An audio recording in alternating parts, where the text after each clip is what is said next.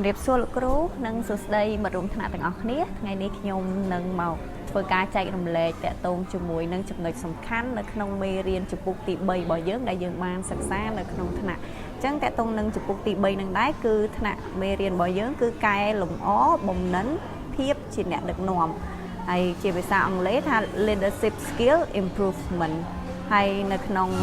ថ្ងៃនេះដែរខ្ញុំនឹងចែករំលែកដោយសារតែតាក់ទងជាមួយនឹង quote របស់យើងក្នុងការសិក្សាហ្នឹងគឺថា leadership ability is effective in one environment but not in universal more leadership improvement stay tuned អញ្ចឹងបានន័យថានៅក្នុង quote របស់យើងចង់មានន័យថាភាពជាអ្នកដឹកនាំហ្នឹងគឺវាអាចមានប្រសិទ្ធភាពបានតែនៅក្នុងបរិបទណាមួយទេប៉ុន្តែវាមិនទូទៅមិនអាចបានជំវិញសកលរបៀបថាវាមិនបានច្រើនកន្លែងឬក៏គ្រប់កន្លែងទេដូច្នេះហើយទៅយើងទាំងអស់គ្នាត្រូវការអភិវឌ្ឍបំណិននឹងបានន័យថាយើងត្រូវសិក្សាបន្ថែមដើម្បីអភិវឌ្ឍទៅលើ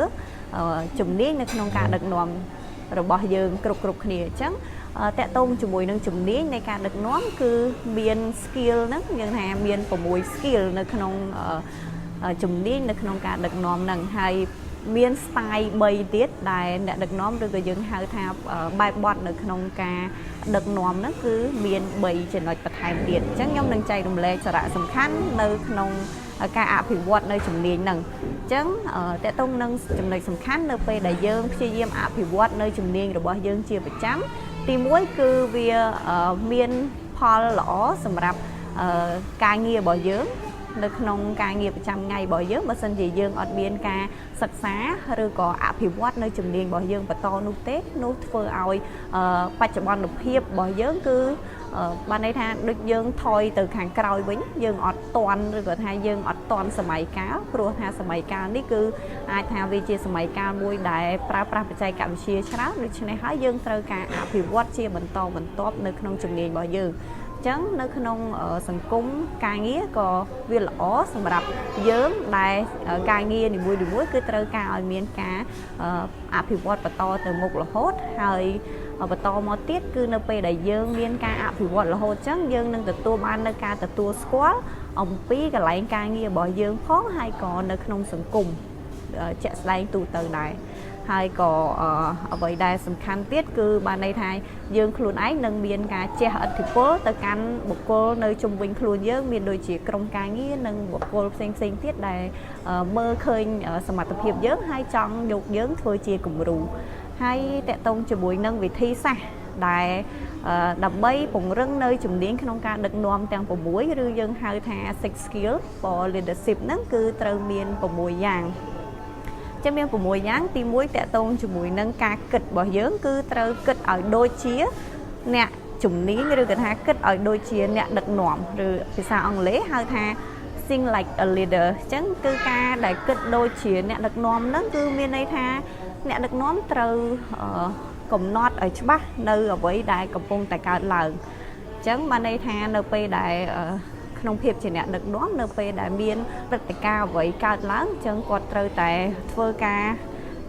វិនិច្ឆ័យឬក៏ធ្វើការពិចារណានៅក្នុងចំណុចដែលកើតឡើងហ្នឹងឬថាកំណត់ឲ្យច្បាស់នៅចំណុចដែលកំពុងតែកើតឡើងហ្នឹងថាវាមានអ្វីកំពុងកើតឡើងហើយគឺត្រូវដឹងអំពីឬក៏ថាបញ្យល់អំពីអ្វីដែលកំពុងតែកើតឡើងនឹងបានហើយនៅពេលដែលអាចដឹងឬក៏បញ្យល់អំពីអ្វីដែលកើតឡើងបានហ្នឹងគឺអាចដឹងថាតើត្រូវធ្វើអ្វីបន្តទៀតហ្នឹងជារបៀបដែលអ្នកដឹកនាំគិតហើយជំនាញទី2អាចជាភាសាអង់គ្លេសថា use an appropriate leadership style បានន័យថាប្រើប្រាស់នៅ style ឬក៏យើងថាបែបបទនៅក្នុងការដឹកនាំហ្នឹងទៅតាមកលៈទេសៈហ្នឹងហើយអញ្ចឹងបានន័យថាទៅតាមភាពសមរម្យនៅក្នុងកលៈទេសៈមួយព្រោះអ្នកដឹកនាំអត់ដែលប្រើ style តែមួយនៅក្នុងការដឹកនាំទេព្រោះនៅក្នុងបរិបទផ្សេងឬក៏បុគ្គលផ្សេងគ្នាគឺត្រូវការឲ្យមានការដឹកនាំនឹងផ្សេងគ្នាទៅតាមជាក់ស្ដែងនឹងហើយចំណុចទី3គឺជាភាសាអង់គ្លេសថា pick the right leadership situation អញ្ចឹងបានន័យថាជ្រើសរើសស្ថានភាពដឹកនាំនឹងឲ្យបានត្រឹមត្រូវហ្នឹងហើយអញ្ចឹងនៅក្នុងស្ថានភាពណាតើ នៅក្នុងស្ថានភាពណាមួយហ្នឹងតើក្នុងនាមជាអ្នកដឹកនាំហ្នឹងគាត់ត្រូវប្រើ style ឬក៏បែបបទបែបណាដើម្បីទៅដឹកនាំនៅក្នុងកលៈទេសៈជាក់ស្ដែងហ្នឹងអាហ្នឹងគឺជំនាញទី3ហើយជំនាញទី4ខ្មែរយើងថាជំនាញទំនាក់ទំនងល្អសាំងអង់គ្លេសថា good communication អញ្ចឹងតកតងជាមួយនឹងចំណុចហ្នឹងបុគ្គលម្នាក់ដើម្បីអាចក្លាយទៅជាអ្នកដឹកនាំបានគឺគាត់ត្រូវមាន communication បានន័យថាគាត់ត្រូវមានទំនាក់ទំនងបើសិនជាយើងចង់ដឹកនាំហើយយើងអត់មានទំនាក់ទំនងល្អជាមួយបុគ្គលដែលយើងត្រូវដឹកនាំឬក៏ស្ថាប័នរបស់យើងអត់ហើបមាត់ឬក៏អត់ចង់និយាយរកអ្នកណាយើងអត់អាចដឹកនាំអ្នកណាបានទេដូច្នេះយើងត្រូវតែជាបុគ្គលម្នាក់ដែលមានការទំនាក់ទំនងល្អហើយដើម្បីឲ្យមានការទំនាក់ទំនងល្អទី1ត្រូវតែជាបុគ្គលដែលមានការស្ដាប់ហ្នឹងហើយបានន័យថាចេះស្ដាប់គេឬក៏ថាជាបុគ្គលដែលស្ដាប់ដោយល្អហ្នឹងហើយបានន័យថាពេលដែលគេនិយាយអីមកគឺយើងយកចិត្តទុកដាក់ស្ដាប់ហ្នឹងហើយទី2គឺយើងត្រូវមានការសួរសំណួរហ្នឹងហើយសួរសំណួររំលឹកទៅវិញចំពោះបុគ្គលដែលយើងនិយាយទៅកាន់ហ្នឹងហើយក៏ការនិយាយរបស់យើងហ្នឹងក្នុងភាពជាអ្នកដឹកនាំគឺត្រូវតែនិយាយមួយហើយមានភាពច្បាស់លាស់ម៉ឺងម៉ាត់ហ្នឹងហើយចំណុចបន្តទៀតគឺយើងត្រូវតែតម្រូវឲ្យអ្នកដែលស្ដាប់យើងហ្នឹងគាត់និយាយមកកាន់យើងវិញនៅអ្វីដែលយើងបានប្រាប់ទៅកាន់គេហ្នឹងគេយល់ពីយើងបានប៉ុណ្ណាឬក៏គេយល់ពី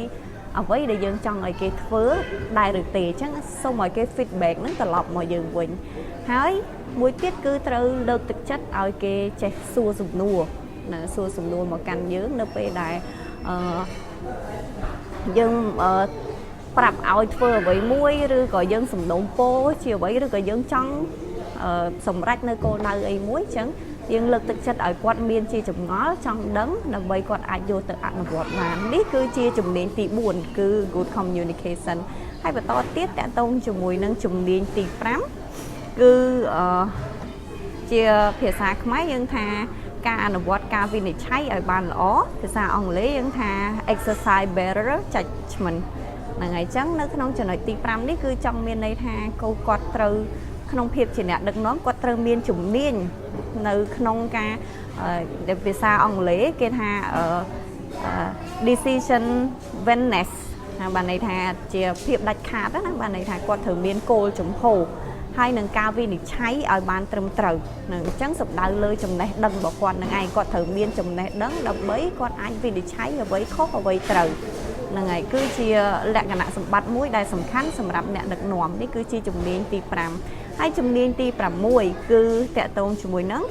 improve leadership traits and skills អញ្ចឹងបានន័យថាជាការដែលគាត់ត្រូវ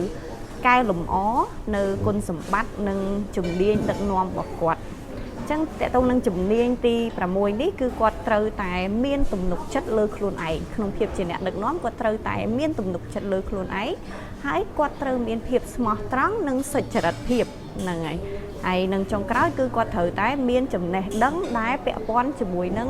កិច្ចការងាររបស់គាត់ឬក៏អាជីវកម្មរបស់គាត់នឹងតែម្ដងហ្នឹងហើយអញ្ចឹងឥឡូវនេះគឺយើងជាប់ជំនាញទាំង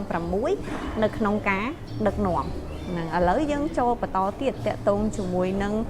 style ឬក៏បែបបទដែលអ្នកដឹកនាំគាត់អាសាប្រើប្រាស់ឬក៏ថាប្រភេទនៃបែបបទដែលអ្នកដឹកនាំហ្នឹងគាត់ប្រើប្រាស់ដើម្បីដឹកនាំអញ្ចឹងមាន3ធំចាតកតងជាមួយនឹង style of leadership ហ្នឹងឬក៏ type of leadership style អញ្ចឹងបែបបទឬក៏រចនាបទនៅក្នុងការដឹកនាំគឺវាអាស្រ័យទៅលើមេដឹកនាំនឹងផ្ទាល់ខ្លួនផងបរិយាកាសជុំវិញផងក៏ដូចជាបុគ្គលដែលគាត់ត្រូវដឹកនាំនឹងអញ្ចឹងបានន័យថាមិនអ្នកដឹកនាំគាត់ចេញមកស្ទាយតែមួយគឺគាត់ដឹងតែទៅអញ្ចឹងរហូតក៏អត់អាចទៅរួចដែរដោយសារតែយើងត្រូវការភាពបត់បែនអាស្រ័យទៅលើខ្លួនឯងអាស្រ័យទៅលើកលៈទេសៈហ្នឹងហើយក៏អាស្រ័យទៅលើបុគ្គលដែលយើងត្រូវដឹកនាំនឹងអញ្ចឹងបានយើងមាន3ប្រភេទនៃការដឹកនាំដើម្បីអាចធ្វើការដឹកនាំបានហ្នឹងអញ្ចឹងចំណុចទី1គឺការដឹកនាំបែបផ្ដាច់ការដែលជាភាសាអង់គ្លេសគេហៅថា autocratic ឬក៏ authoritative leadership ហ្នឹងគឺការដឹកនាំបែបផ្ដាច់ការអញ្ចឹង តែតោងជាមួយនឹងការដឹកនាំបែបផ្ដាច់ការហ្នឹងអ្វីដែលយើងអាចសម្គាល់បានគឺបានន័យថាការដឹកនាំហ្នឹងគឺអំណាចសម្រេចទៅលើតែបុគ្គលម្នាក់ឯងដែលសំខាន់យើងថា boss ជាធំបានន័យថាមានមេជាធំហើយអ្វីដែល boss ចង់បានគឺពេលដែលបញ្ជាទៅគឺគេត្រូវតែធ្វើតាមហ្នឹងហើយទៅធ្វើតាមអញ្ចឹងយើងអាចដឹងបានថាអូខេអាហ្នឹងគេហៅថាការដឹកនាំបែបផ្ដាច់ការអញ្ចឹងបុគ្គលហ្នឹងគឺជាអ្នកសម្រេចចិត្តដោយខ្លួនឯងហើយនឹងបញ្ជាឲ្យកូនចៅធ្វើកិច្ចការងារហ្នឹងទៅតាមអ្វីដែលខ្លួនចង់បាននេះគឺជាការដឹកនាំប្រភេទឬក៏ style ទី1ប្រភេទនៃការដឹកនាំទី2ឬក៏ថាបែបបទនៃការដឹកនាំមួយប្រភេទទៀតយើងហៅថាការដឹកនាំបែបប្រជាធិបតេយ្យហ្នឹងហើយប្រជាធិបតេយ្យអញ្ចឹងជាភាសាអង់គ្លេសថា participative ឬក៏ democratic leadership ហ្នឹងហើយអញ្ចឹងតកតងជាមួយនឹងចំណុចទី2ប្រភេទ style ឬក៏បែបបទនៃការដឹកនាំហ្នឹងតកតងមួយប្រជាធិបតេយ្យយើងអាចដឹងថាប្រជាធិបតេយ្យហ្នឹងគឺយើងអាចឃើញបានតាមរយៈអ្នកដឹកនាំហ្នឹងគឺគាត់ត្រូវការពិភាក្សាជាមួយនឹងកូនចៅឬក៏ថាពិភាក្សាជាមួយនឹងក្រុមមួយក្រុមឬក៏មកគណៈមកពួកអីហ្នឹងដែលធ្វើការជាមួយគ្នាហ្នឹងធ្វើការដោះដូរមតិយោបល់គ្នាហ្នឹងជាការដឹកនាំបែបប្រជាធិបតេយ្យហើយទៅសម្រាប់មេហ្នឹងគឺគាត់សកម្មភាពរបស់គាត់គឺគាត់នឹងធ្វើការលើកទឹកចិត្តហើយនឹងផ្ដល់មតិយោបល់ដើម្បីធ្វើការអនុវត្តការងារហ្នឹងហើយដែលយើងអាចសម្គាល់បានយ៉ាងច្បាស់គឺការដឹកនាំបែបប្រជាធិបតេយ្យគឺផ្ដោតទៅលើក្រុមជាធំហ្នឹងហើយគឺផ្ដោតទៅលើមួយក្រុមឬមួយគ្នាច្រើនអីទៅតាមស្ថាប័នឬក៏ថាបើជាគ្រួសារទៅបានន័យថាត្រូវការសម្លេងច្រើននៅក្នុងគ្រួសារអញ្ចឹងទៅអញ្ចឹងនេះជា style ដឹកនាំទី2ហើយឥឡូវនេះគឺ style ដឹកនាំទី3ចុងក្រោយគឺការដឹកនាំបែបសេរីឬយើងហៅថា free rein or ហៅថា laissez faire leadership អញ្ចឹងតកតងជាមួយនឹងការដឹកនាំ style ចុងក្រោយនេះគឺដឹកនាំបែបសេរីហ្នឹងហើយដឹកនាំបែបសេរីយើងឲ្យនិយមន័យការដឹកនាំបែបសេរីនេះថាជាការដឹកនាំដែលផ្ដល់សេរីភាពដល់អ្នកក្រោមបង្គាប់ពេញលេញតែម្ដងហ្នឹងហើយឬក៏ពាក្យថា laissez faire នេះគឺជាពាក្យភាសាបារាំងដែលមានអត្ថន័យថាទុកឲ្យគេធ្វើហ្នឹងហើយទុកឲ្យគេធ្វើចុះនៃការទុកឲ្យគេធ្វើនេះមិនមែនបានន័យថាបណ្ដែតបណ្ដោយទេប៉ុន្តែដោយសារតែប្រភេទបុគ្គលដែលគាត់ត្រូវដឹកនាំហ្នឹងគាត់ចេះធ្វើហើយគ្រាន់តែគាត់ក្នុងនាមជាអ្នកដឹកនាំត្រូវការសម្របសម្រួលអញ្ចឹងគាត់ទុកឲ្យគេអ្នកជំនាញហ្នឹងគេធ្វើចុះហ្នឹងហើយនេះជា laissez faire ហ្នឹងហើយអ្នកដឹកនាំគឺមិនទៅជ្រៀតជ្រែកកិច្ចការដែលកូនចៅធ្វើទេហើយចំណុចដែលយើងអាចសម្គាល់ដោយសំខាន់គឺថាកូនចៅហ្នឹងគឺជាធំនៅក្នុងការដឹកនាំបែប laissez faire ហ្នឹងហើយអញ្ចឹងការធ្វើការចែករំលែករបស់នាងខ្ញុំមានប៉ុណ្ណឹងតកតងជាមួយនឹង2ចំណុចគោលធំគឺទី1គឺ